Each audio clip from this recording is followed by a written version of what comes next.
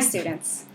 Okay, so I filmed the tutorial that you're about to watch to make this door, and it is very cute, and it is for a fabulous cute fairy that is very sweet. I picture this fairy being very honest, very happy, very loving, loves cats. She reminds me of someone I know. And then when I was watching it to kind of proofread it, and I heard myself calling it cute, I thought, well, what about my students that don't really want it to be so sweet? A little bit more mischievous of a fairy, right? Up to no good. And I thought, okay, like a crackly older fairy who's a little curmudgeon, and then I realized it needed to have like a stick frame, and I made this one. So I want to say, before you watch the tutorial to make this one, that I learned a lot making this one to help me make something a little bit more complex. I used hot glue. I know. I have angered the entire earthy fairy door making community simultaneously. I'm very sorry, but I'm a novice. Like, I don't know what I'm doing. You know what I mean? I hot glued it. I used these. This is also from the dollar store. It's like a twine to wrap the sticks together, and I, hot glued things in place. I did a brace in the back to try to keep it straight. I used the twine to make the wreath. I once again used Sharpie to make the doorknob. I will say that your Sharpie will bleed if you put it on a popsicle stick with no sealer. If you Mod Podge the popsicle sticks first, the Sharpie will stay put, so that's very helpful to know. And if you're interested in doing something more like this, please look online. There are a whole bunch of different tutorials for how to make fairy doors much better than I can do. And I hope you enjoyed the tutorial for making this wonderful little door. Take care. Hi, students. Okay, so I have had some feedback that some of my younger students especially are interested in making things like fairy houses, and I thought, what a great fun activity for the kids to do. And when I started researching how to make different types of fairy houses, I came across some really cool fairy door ideas that involve popsicle sticks. So I thought, this is fantastic, like I really want to make one myself.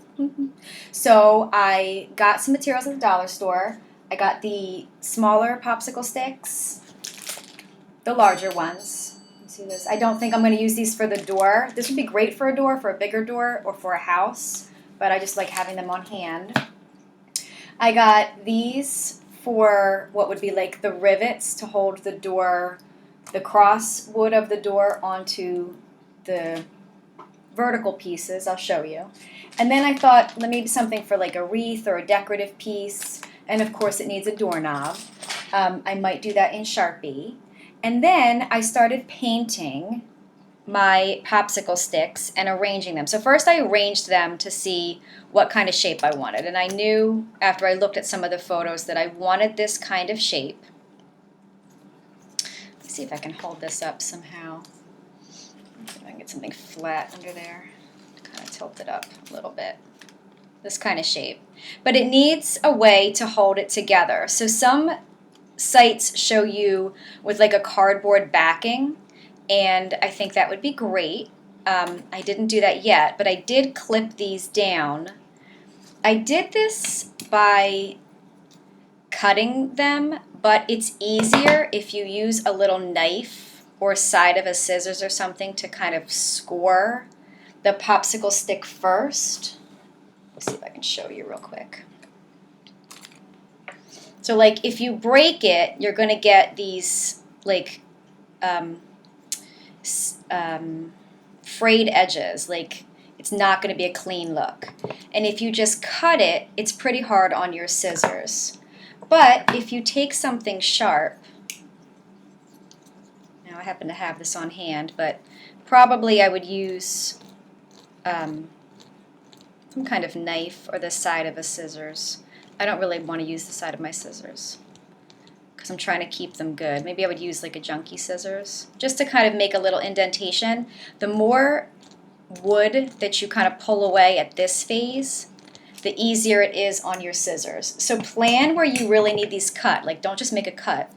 You know, what I did was I looked at them and said, okay, I need it cut at this point. I need one this length. I need one this length in order to have that work. And then you can snip this in half, and you'll have the piece cut to the length that you need, and with a clean edge. All right, so then these would be my cross beams. One is a little longer than the other. This one goes up here. And this is what is going to do a lot of the holding it together for me when I glue these across. Now, wood glue is super strong. Really, really great glue. And if you have wood glue, fantastic. If you don't, a glue will work. But if you use a washable glue, then as soon as it rains on your project, the glue is going to dissolve. So it cannot be a washable like Elmer's glue. It has to be something a little bit more substantial. Like a wood glue would be great. Any kind of permanent glue will hold this together nicely. And then if you want it to last through, you know, a couple storms and rain, you're going to have to seal it. So Mod Podge will work. It won't hold it up forever, but it will work. Of course, polyurethanes and stains and things that would seal like a wood deck or wood fence would be preferable, but they're not great for kids to use. You shouldn't use them by yourself, students. They're a little bit more expensive, and even if your family has them already in the house, you really have to work with an adult on that. So sealing them will make them last longer. If they're going to be under a cover, like if they're on something cute, like on a potted plant in your porch, you don't have to worry so much about sealing them. And then the last thing I wanted to show you was you do want to get the edges, like you don't have to paint the back, right? It's going to be up against a tree. But you do want to get the edges for like a more complete look. But instead of worrying about painting all the edges, if you have a Sharpie that matches generally the color, it's not going to be highly visible, but it's super easy to just kind of go along the edges with the Sharpie. Okay, I'm going to keep working on this. I'm going to test a theory that a push pin will work to hold it to a tree, and I will get back to you on that. And I will be also submitting some pictures for ideas for this. All right, I'll talk to you soon. So I've been working on my door a little bit, and let me show you where I am. I have this for the front, and I think that it's, you know, pretty cute. I have a couple things that I learned. Once I painted this a darker color like red, the color of the Sharpie almost didn't matter. This is a green Sharpie intended to look like a wreath, but it really just comes up dark. It doesn't really look like a wreath. So I would say green, blue, brown, purple, they're all going to kind of look just like a dark color unless you paint this white. I don't think that's going to matter. I added little hinges. I drew them on in Sharpie. I put some wood detail on in Sharpie. I won't do that again. I don't think it looks like it really belongs there, and I didn't do it to the other beams, so I think it looks a little out of place. And I have my doorknob, and I would say my doorknob next time is going to be a different size than these rivet pieces because it looks either like these are too big or the doorknob is too small. But I think it's pretty cute for a first attempt. And I thought about something while I was working. So I was originally going to take this to my tree, you know, wherever I plan to put it, and use these tacks, let me see if I can show you, to go kind of through my sections, pop out the other side, and push into the tree. And I was going to do it at two strategic places, here and here. Well, this demonstrates problem number one, right? Like, if you can't get your tack, like this one went through easy peasy because the space there is nice and wide. But this one is giving me a little bit of an issue because my popsicle sticks are just a little bit too close for this needle part to go through. Second of all, what if you glue your popsicle sticks right up against each other, right? This is not going to work for most situations. So here's my next thought. To reinforce the back, I am probably going to put one more popsicle stick diagonal here to here and glue it on. But then I will glue on my 2 pins facing out, right?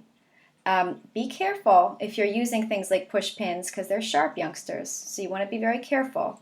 And I'm sure there are other ways to attach these to the tree. I've seen people putting like regular hardware on, like a little screw in the tree and you hang it.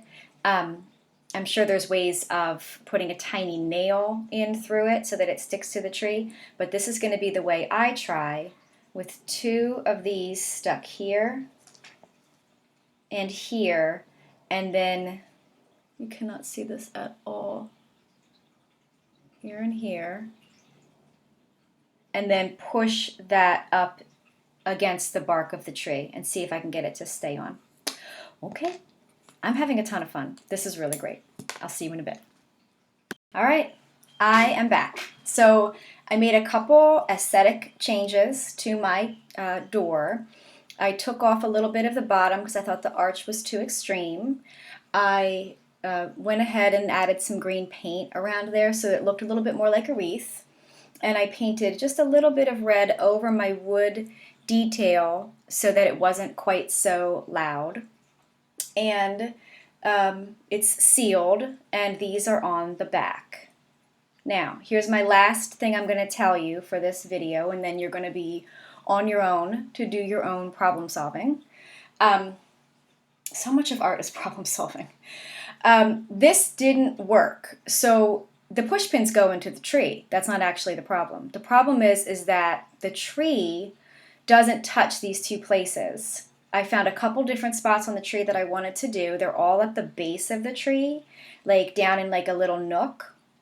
And because the tree is sort of irregular, it touches more here and here than it does at the bottom and the top. Now, I think that I could find any spot on the side of the tree that I could push this in, maybe for like an elevated door that's raised up off the ground, or for the windows that go with the door. That would probably not be a problem. But where I want it to go, these 2 pins are in the wrong place. So my final advice to you is finish your door, go out, figure out where you're going to put your door, then come back in and add any hardware to hang it to your specific tree or spot. This has been a lot of fun.